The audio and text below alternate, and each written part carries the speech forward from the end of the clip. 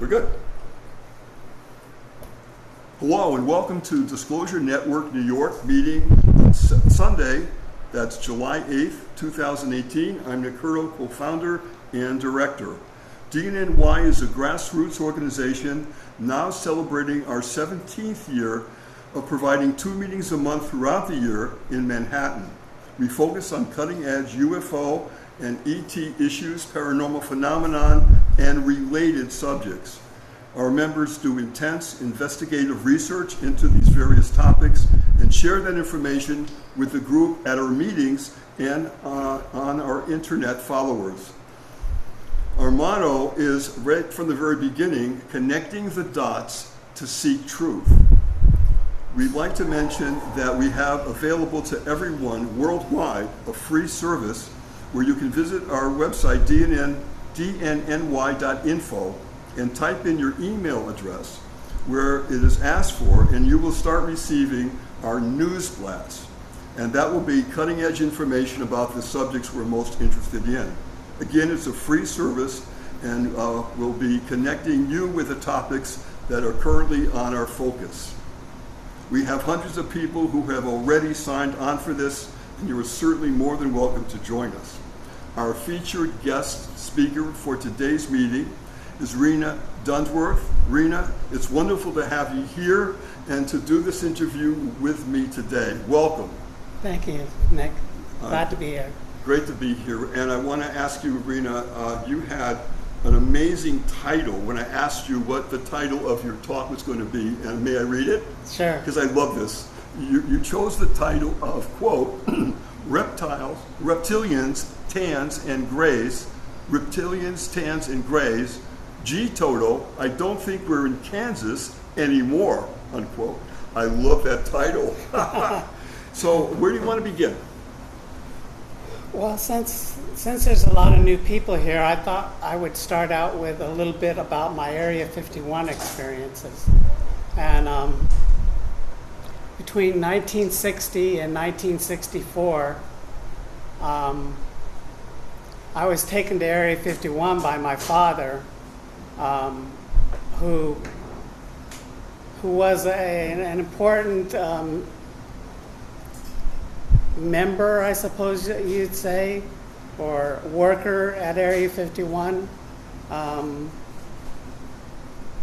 He took me there specifically to design and build UFOs, because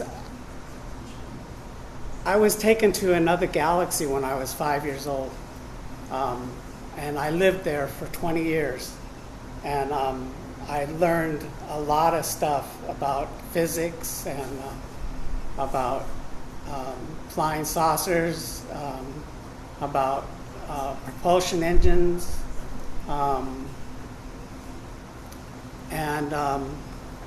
so once my father found out about this experience that I had, where these aliens who looked very human, basically Pelenos is an old man. He's thousands of years old, but he looks like an old man of about 75. He had a big white beard. He looked kind of Jewish to me. He wasn't as tall as the woman that was with him, whose name was Liana, and she was over 6 feet tall. She was extremely beautiful, had long black hair. They took me to their galaxy. I remember being on their ship, 5 years old, and Pelenos was the pilot of the ship. And I kind of drove him nuts, asking questions. What's this do? What's this do? What's this do? And anyway, we went to this region of space outside of the Pleiades, and there Pelenos made this portal, and he said that. He told me years later that the reason they use they and many other civilizations use the Pleiades because it's a star cluster, and the gravity there is so intense that it's easier to bend space and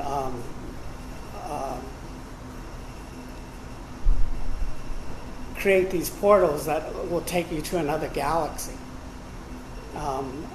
I was in this portal, and basically we went through the portal, and when we came out the other side, there's this, about this big in the sky is a galaxy, silvery blue colored, and just beautiful, just extremely beautiful. And I had been up, it was really late at night by the time we went through this portal, and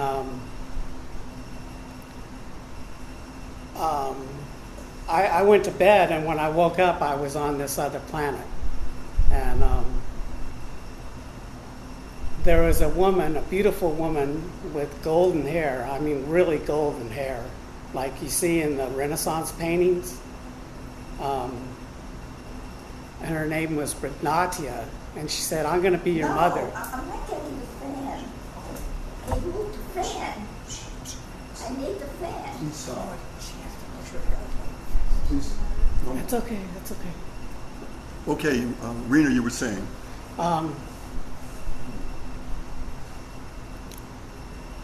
Her name was Brignatia, and she said that she was going to be my mother while I was living on Avalon. And Avalon is the name that I give to the planet that we were on, although I don't think that's the actual name of it. But I call it Avalon because the people there remind me of the people, the noble people of the Arthurian legends. The extremely noble people, beautiful, stately, educated beyond belief. She showed me this, while I was there, she showed me this, she called it a real-time mapper. Basically, she had this table, and she had this little thing that was in the middle of the table, and she pushed a button, or kind of like a button on the table, and this image, 3D image of the universe appeared. And she took this pointer and she pointed to a certain point in the universe, and it blew up into a bunch of galaxies. And then she picked one of those galaxies and she pointed to the galaxy, and it blew up into a huge galaxy. And then she pointed to one little area of the galaxy, and it blew up into a solar system. And then she pointed to the solar system, to the planet, and it blew up into the planet. And then she did something that made it look almost like a satellite picture. And then she pointed to a city, and it blew up, and you could see the people. And she said,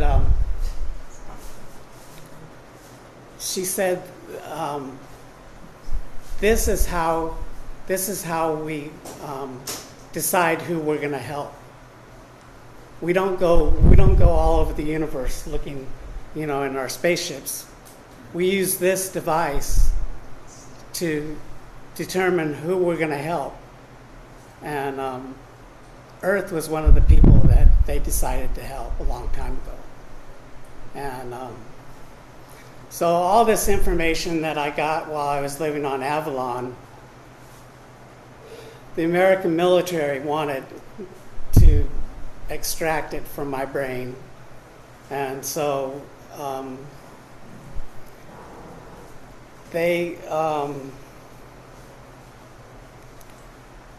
first they installed what I call neural inhibitors through hypnosis.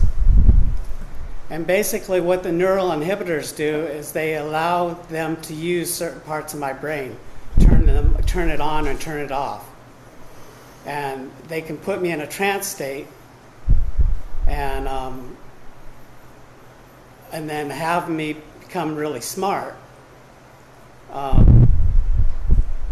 And, you know, access all the knowledge that I learned while on Avalon. And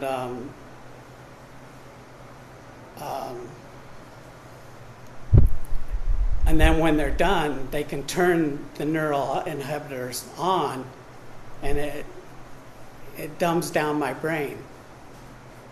It turns off certain parts of my brain, like the mathematical section of the brain, the physics part, the science part.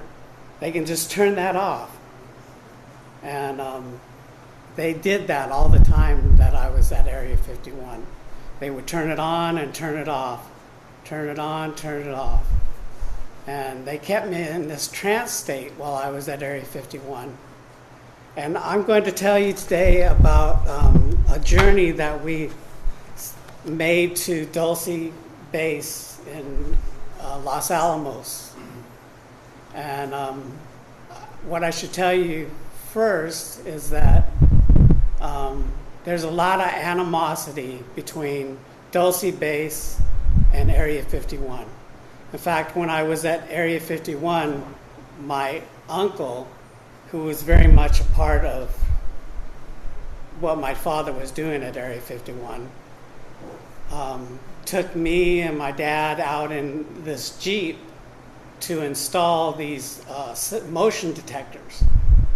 And he said, he told my dad, these motion detectors can determine if a reptilian is coming on the base.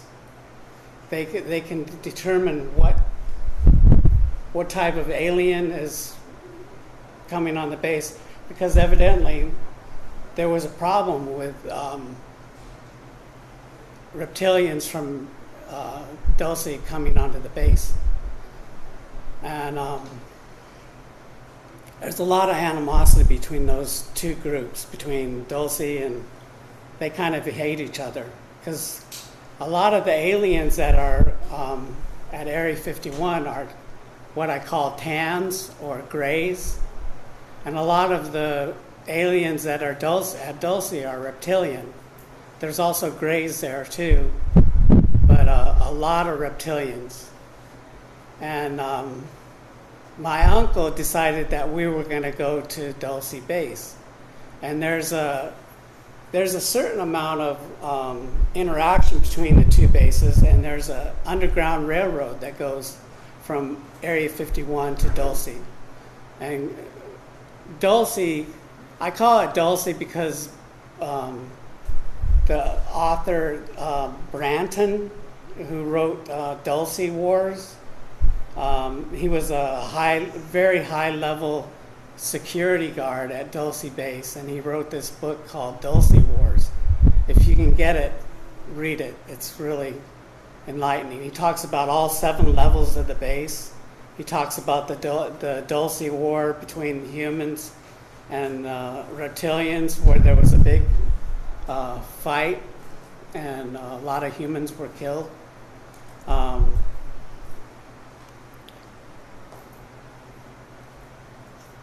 Where was I? But anyway, we went on the Underground Railroad to Dulce, and I've been trying to think, how in the world did we sneak onto this base without getting caught? And I think my uncle arranged for us to be on that base because we didn't get caught, and we should have. We should have been busted big time. But we went to the Los Alamos. The train goes right into the Los Alamos base, and we went. I remember we hid near this service elevator, And we hid behind these hazmat barrels, like like big drums. And there were some guards that were coming around. And then once the guards left, we got on this service elevator, and we went down to level 4. And level 4 is where they have literally thousands of hybrid reptilian human beings in test tubes. And they're each one individual. They don't look alike. They look like human beings, basically, but they're reptilian. And my theory is that the reason our government is so corrupt is because many, this was in 1962 when I went to this base. A lot of these people have grown up and been released into the government positions? Released into the public. Okay, got it. And have made their way in different, I think they've infiltrated a lot of aspects of our world. And so what's the agenda there? Is there one agenda that you... Yeah, to prepare for the reptilian takeover. Okay. And that's what they want to do. Mm-hmm. They want to take over. Just like the Greys want to take over. A lot of the, what I call the evil aliens, they want to take over. They want to terraform this world to where it's hot, for one thing, because they're used to a hot climate. And they want to take over. They want to make us slaves, basically. They want to enslave us.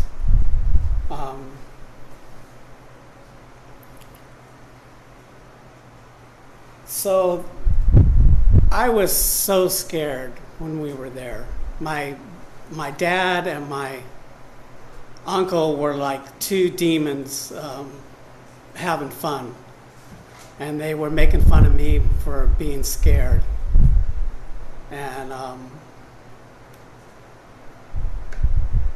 but we didn't get caught, and we went back to Area 51. And but I think they wanted me to see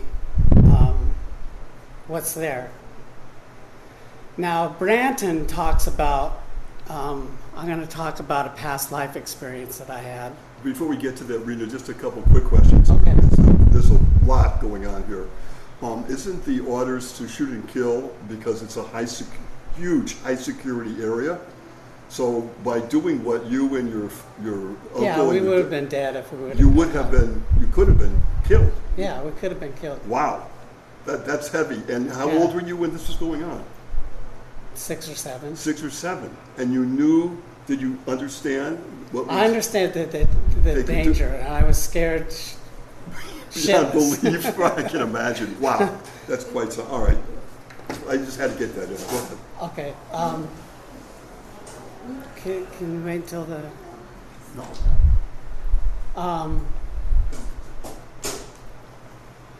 Now on level 7, Branton talks about there being these.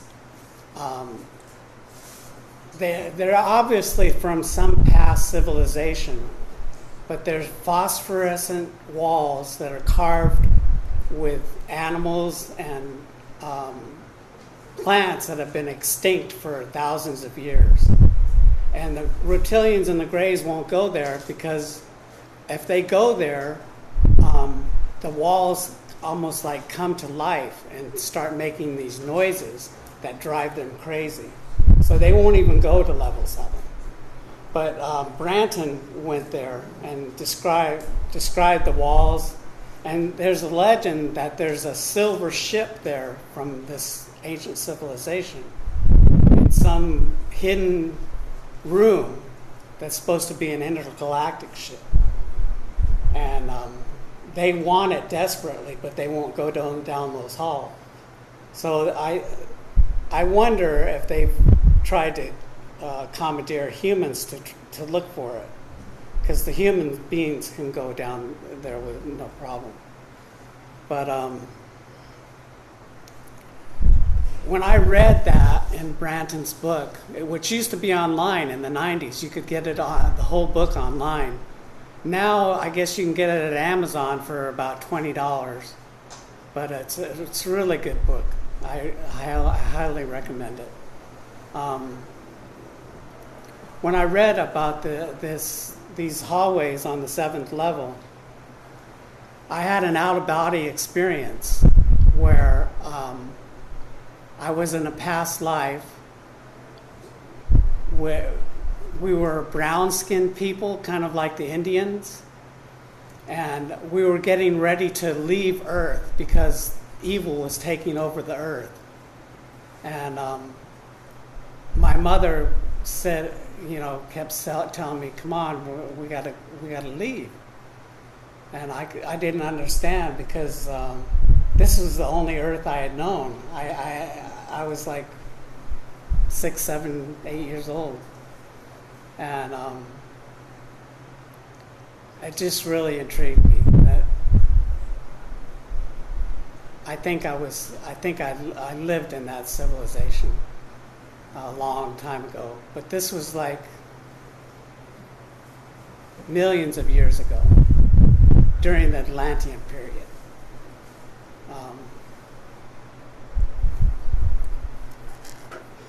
Now I want to move on to an abduction experience that I had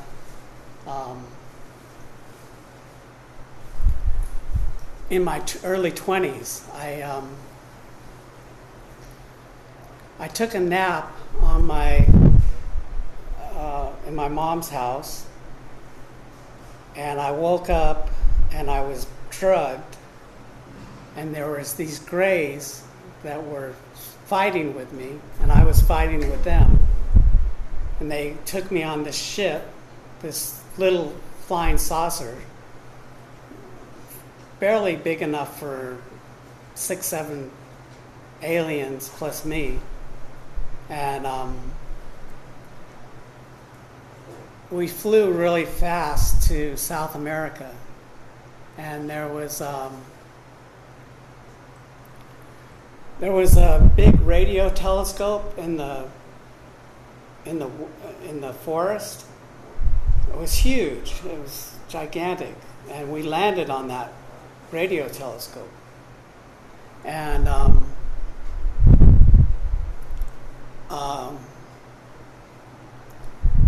some of you will remember that I talked about some people at Area 51 that look like they have Ronald Reagan masks on.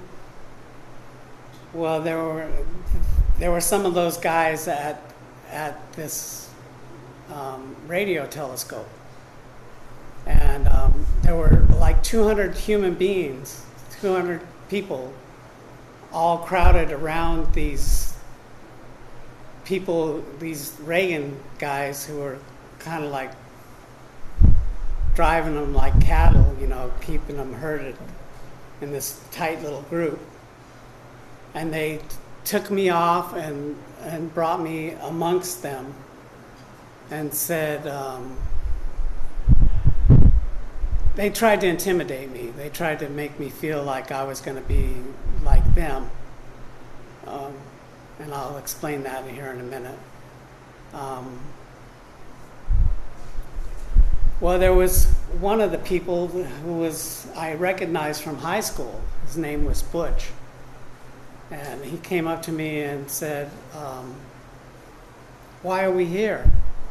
And I was so drugged, I was slurring. And I said, "Basically, you're alien food." And he said, "No, that's not true." He started yelling at everybody, "Don't listen to this person, we're not alien food. Doesn't know what he's talking about."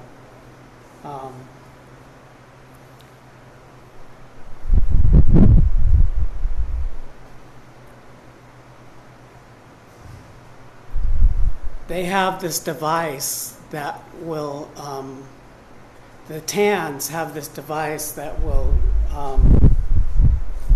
dissolve the cellular membrane around each cell until you turn into a goop soup.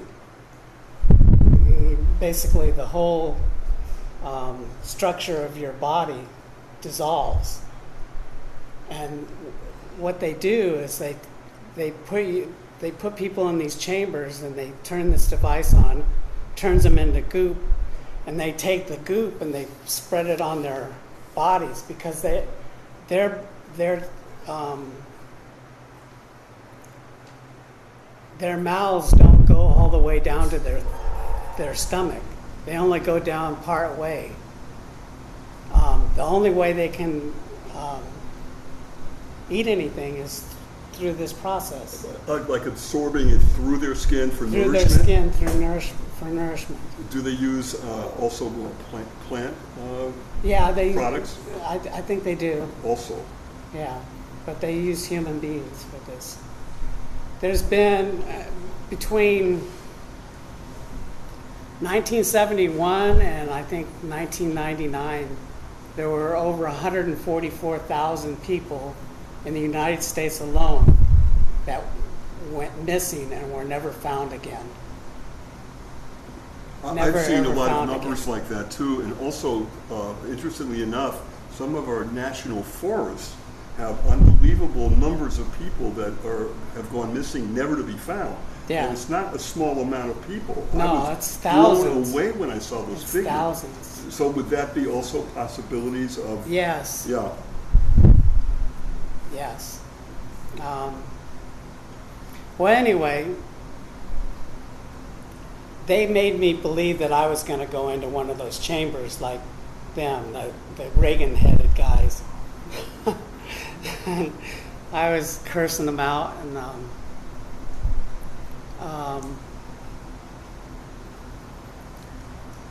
eventually they let me go and back with the Greys onto the ship, and they took me back to my parents' house, and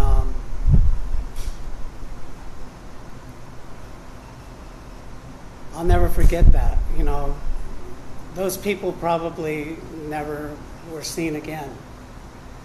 You know, and I wonder how many people like that, who totally innocent, you know, and just became food for those assholes. Rena, what was the atmosphere like when you returned to your parents and they were still stationed in Area 51 at the time, or not? No, this was years later. Okay, so they weren't there. I was in my 20s when this happened. Okay, so what were they saying to you when you returned? Well, they didn't know I had left. They didn't know I had left. But I had a very, very interesting dream when I came back to my parents' house. And I think it's a dream of Avalon. I had this dream that this beautiful woman with white hair and about 7 feet tall, with these really big eyes, beautiful eyes. I mean, the most beautiful eyes I've ever seen in my life. They're just totally feminine, but there was a sorrow in them like nothing I've ever seen before. And interestingly enough, she was helping me play a game of football with these real assholes. She was the quarterback and I was the center. And I hiked the ball to her and I ran out and she threw me a pass and I caught it and made a touchdown. And what I got from that was, it was symbolic. She was saying, keep your life centered on me. And you'll get past these guys who are trying to stop you from living your life the way you want to live it.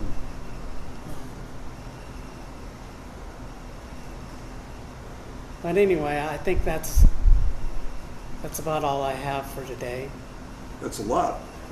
That's a heck of a lot. Rena, it's such an extraordinary right experience that you're talking about right from a very early age, and it's just such extreme circumstances. If I hadn't lived through it myself, I wouldn't believe it. Yeah. But I did live through it. Is it painful? Is it painful to remember this or any of it? Or I cry sometimes remembering it. Yeah. But then there's some things that are so beautiful to me, like Avalon and the relationships I made there. And then the German scientist at Area 51, I love that man. I mean, he was so extraordinary. He helped me create a race of androids that are made out of nanotechnology. Way before nanotechnology was a big thing. here, right now. And so here we are in 2018. So you're talking about things that happened a while ago. So 1960 to 64. there you go. So with that knowledge, what in the world do you think has happened since then, especially to the Air Force Base, Dose Air Force, the secret rooms? It's still there. All 7 levels are still there. I understood that was true. Wow. Yeah. I don't agree with what some people say that Area 51's been shut down. I think there is something. I think they are having a problem with time pollution because they've done so much manipulation of time in that area that there's certain parts of the base that they've had to close down because if you walk into that part of the base, your arm might end up over there and your leg might end up over there, kind of like the Philadelphia experiment. Right, exactly. Um, Exactly. We had Al Bielek at one of our meetings who talked about the Philadelphia experiment. He was riveting. He talked for almost 3 hours about that. It was one of the most amazing guests I've ever had.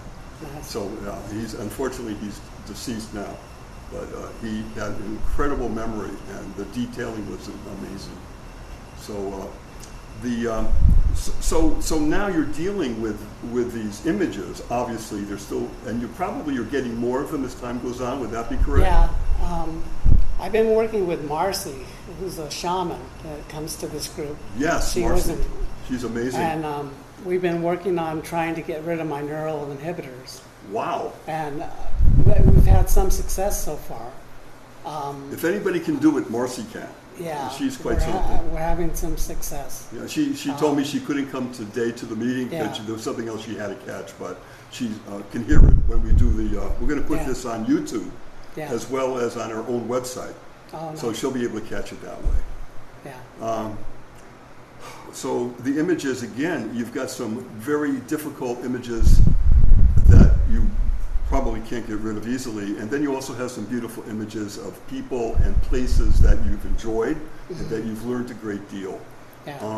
Do you have any overviews here about where you are now? Are you going to, I don't know, are you going to write a movie or do books on this? What is the, from now on, right here, what are your plans? Well, I've written 1.5 books on Avalon. Have you? I'm getting ready to revise book 1 and finish book 2. It's going to be a series of maybe 10 books covering the life of a young man who's a wizard from age 5 to age 900 when he dies. Wow. I've written a screenplay called Medicine Shields from the Sky, which is about some of my experiences at Area 51. And also It's a fictional, very fictional account of some things that really interest me. And you said this is going to be in the form of a book or movie? No, I'm trying to sell it as a movie. As a movie? Yeah. Much success. I mean, I did have, as you know, a preview of that, and Yeah. I was glued. The rough script that you submitted to me to take a look I'm at. still working on that. I was glued, and the images of the characters within that script were so defined, and I could see them in my mind easily. And I just think you're going to have a lot of success with that. I certainly hope that. It's been such a privilege and pleasure, really, to talk to you and have you recount some of your experiences. And folks in the room, would you please give Rena an amazing bravo! So thank you so much, and I hope that you can do another interview with me soon. Okay, thank you. We're gonna leave now. Okay, guys, why don't you just wait a while?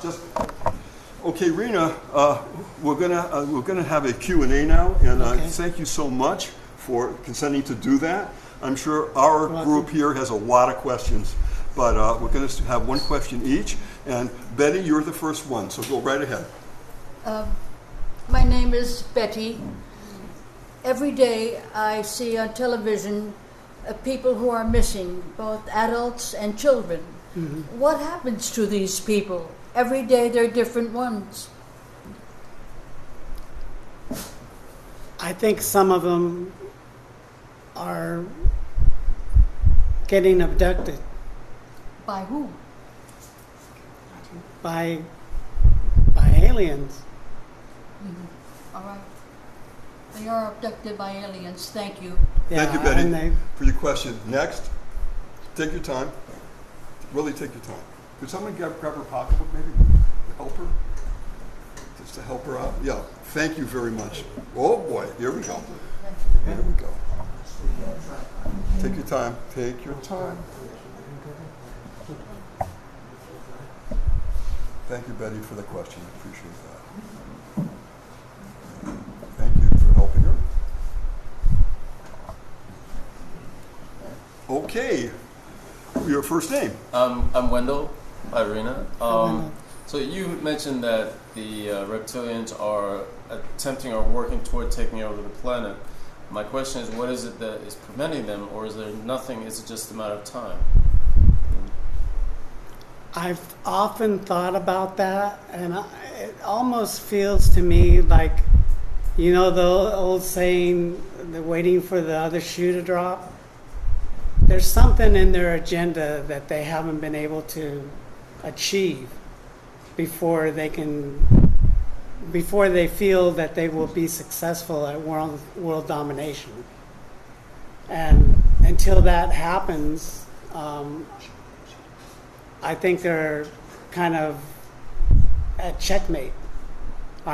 Stalemate. I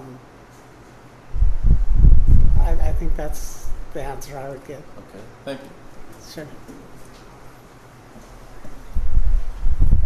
Hi, Rena. Hi, My name is Jim. My question is about the neural inhibitors that were placed on you. You said they were placed on you through trance, so it's a bit of mind control. Could you elaborate on that a little bit more, and what's being done to get those removed? Yeah, when I was, it started when I was in kindergarten. These, I like to call them suits, came into our class and said that they were going to perform an experiment on some of us to hypnotize us so that we could supposedly see the cells of plants just through our mind's eye. And I didn't volunteer for this, but they volunteered me. And I remember the guy taking the watch and hypnotizing me, and I kept thinking, this is not going to work. This is not going to work. And then the next thing I know, I'm out of body, going around the classroom trying to get people's attention, but nobody can see me because I'm out of body. And that's while they were using the other students for this experiment that they were showing to the class, they took me aside and were putting neural commands in my subconscious through post-hypnotic suggestion. And that's how it all started. And then at Area 51, they enhanced this neural inhibitor technique to a level just mind-boggling.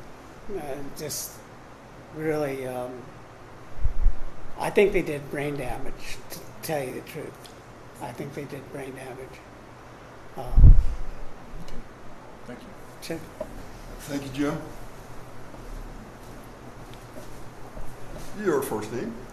Naomi, I'm Naomi, I know. and I have a question for you about the reptilians. Okay. And I would like to know, when you were a child and you became aware of the reptilians, were you aware of reptilians in the British monarchy and also in alien bases in Antarctica? Not as a child, no. I've since done a lot of research on that subject, and I've heard the stories that the royals are reptilian, and that Diana saw one of them shapeshift and all this stuff. But I've heard a lot of stories. I heard that George Bush Jr. Shapeshifted in front of somebody. That he's a reptilian. So I don't know what to make of all that. It's an interesting theory, but I think I need to find out more about it before I formulate an opinion. Sure. Thank you so much. Thanks for the question. Okay, hello, my name is Tom, and my question is really just for the sake of the new people who didn't hear your last lecture, to clarify for them the time intervals involved, because you said that you lived on the planet you called Avalon for 20 years, and then you talked about things that happened when you were in your 20s. Here, so I know that you explained to us last time about a machine that they aimed at you that made you revert back in age to age 5 again. So if you can just explain that so that everybody is cleared up about the time differential. Yeah, sorry about that. No, they put me in a capsule, and a capsule that I don't know if it went light speed or near light speed, but because of certain cosmic rays, it reduced my age back to 5 years old. So when I came back from Avalon, I came back as a 5-year-old to Earth, and I was taken back to the same moment in time that I left, and it was almost like 20 years of my life passed, but in a twinkling of an eye. They put me in my dad's arms, and he was going to put me in the back seat of the car. And yeah, it was like no time at all passed, even though it did. Thank you. Question? That was my question. That was your, okay. Yes, please. Carefully come up. And then you'll be after. Your first name? Sarah. I'm Sarah. Hi, Sarah. Louder. Okay, so you told us about the reptilians and how their agenda is to make us into slaves. What I'd like to know is there another group of people, like the Avalonians, for example, that are working in our favor? Yes, there's many groups. There's many groups that are working for us. I think the Nordics are the most famous group, but there's lesser known groups, like groups that I work with. There's a group of women from a star system called Eta Cassiopeia that I've had contact with since I was a child. And they, Eta Cassiopeia, not Cassiopeia. yeah, Eta Cassiopeia. Yeah, it's in the constellation of Cassiopeia. It's actually the knee of where the queen would be sitting. And yeah, there's a unique story about them that I'll elaborate on more in maybe a future meeting. But yeah. Thanks for your question. Yes. Fairly loud now. Your name? Hi. My name is Arjun. Arjun? Yeah. And in your stories, you mentioned your father, your uncle, and you touched upon your mother. And I was wondering how your relationship with them has changed since you had these experiences with them. You were mentioning they were laughing while you were scared. And how has your relationships with them changed over the years? And do you talk about that? Yeah, I talked a lot about that in my last meeting that when I talked about Area 51. My dad, for lack of a better term, I think he was possessed by a demon and that he had a split personality. Himself, my dad, was the most gentle, kind, loving person you'd ever want to meet. But when his demon was in him, he was demonic. He was sadistic. He loved to intimidate me. He loved to make fun of me. Yeah. But same with my mom. I think she might have had a demonic entity also, because there was a couple times I remember her at Area 51 where she was not herself. She was definitely not herself. And but my parents are both dead now, but I love them dearly, and I've forgiven them for all the demonic crap that they put me through, because it wasn't them. I don't think it was them at all. My mom, my Eta Cassiopeian friends from Eta Cassiopeia told me a story once that my mom came there. She used to live in the Black Hills of South Dakota when she was a kid, and she used to climb up over the mountain. And she went up there one day, and some of the Eta Cassiopeia women were there, and they told her that she was going to have a special child, and that child was me. And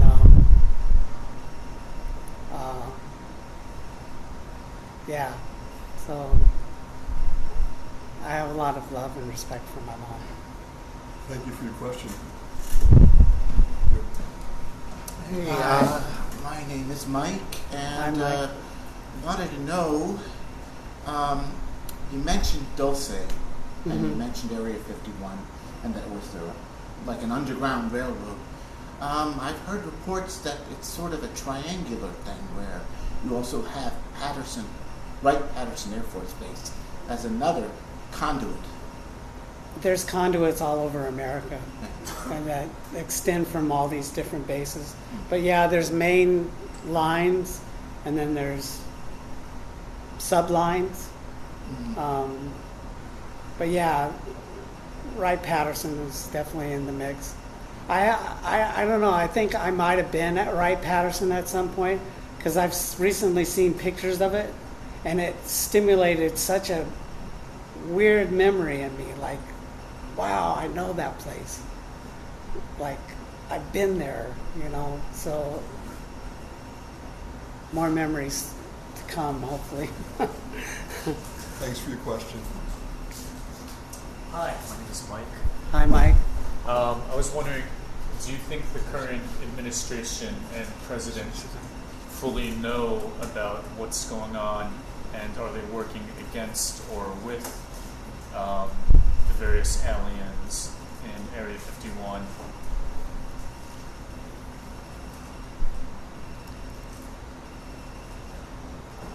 I don't know. I speculate a lot about that, but I don't really know. Trump's kind of there's aspects to him that are kind of more difficult to pinpoint than you would normally think. Normally, I think of him as a stupid man.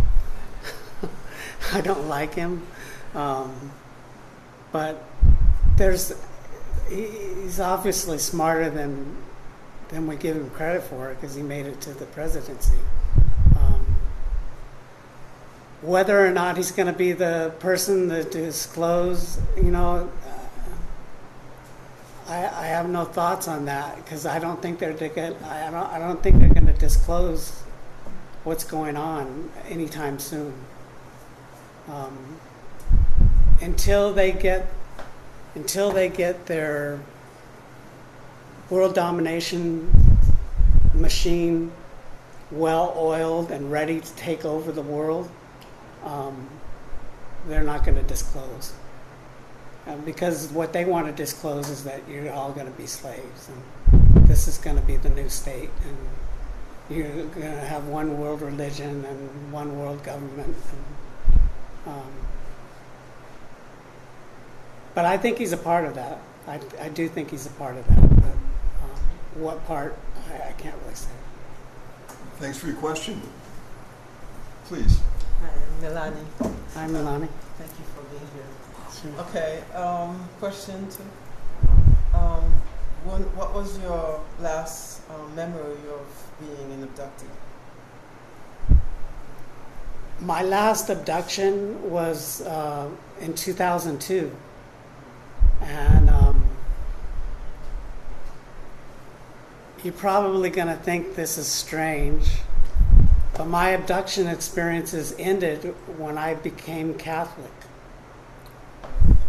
When I became Catholic and was baptized, and all my abduction experiences just ended. So I'm no longer a practicing Catholic, but I think there's something to communion and baptism and stuff like that that the Greys don't like. What was your Quick. okay? Quickly, when you were young, did you have any bad experience in school? Were you able to process information? Your learning ability, was it normal? Being that you had that? No, when I was in school, they kept the neural inhibitors on so that I. So you weren't able to learn? No, I could learn, but actually I was put in special ed a couple times, and then the special ed teacher said, "No, this person isn't special ed," so they took me back out. What they eventually found out is that I'm just super shy person and won't express myself. Right, so you didn't have any problem. Okay, thank you for your question. Thank you very much. Another. You're welcome. I don't know how to do this. I can go there. I can do it. What? No, it's What? okay. I'm okay. All right, you just give her some. Just move the chair. That's okay. Take your time. Take your time. And one question, clearly, your first name into one question, please. Not more than one, guys, please. Put it close, real close, but she's going to be quiet. Go ahead. You want to sit down? Sit down. No, it's okay. You take want to sit You down? mentioned the tans. Wait, stop. Say your first name. Want to sit down because you're wobbly here. Push the chair so she can get in. Take your time. One question, please. And just say your first name, please, and talk loud. No, don't. Tan. You mentioned the tans. Yes. I never ever heard of the tans. What do they look like? And they also seem like they're evil because they're eating people. Yeah, Barbara Lamb talks about, one of her abductees talks about the tans and did drawings of them. after the meeting, I'll show you what they look like. I have a picture of them on my phone. But what they basically look like is they're 4 feet high instead of 3 feet high like the grays. They have tan skin. They have these little circles, almost like scales. They have almond eyes, black almond eyes, but they don't have the big cranium like the grays do. And yeah, they eat people. Thank you very much for your question. Could someone please help her back to her chair? Nobody can, I don't have that many. All right, go ahead. Take your time. Take your time.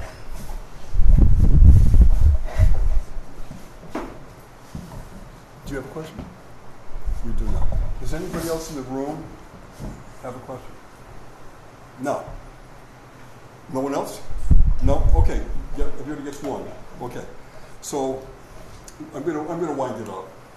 I'm gonna wind it up.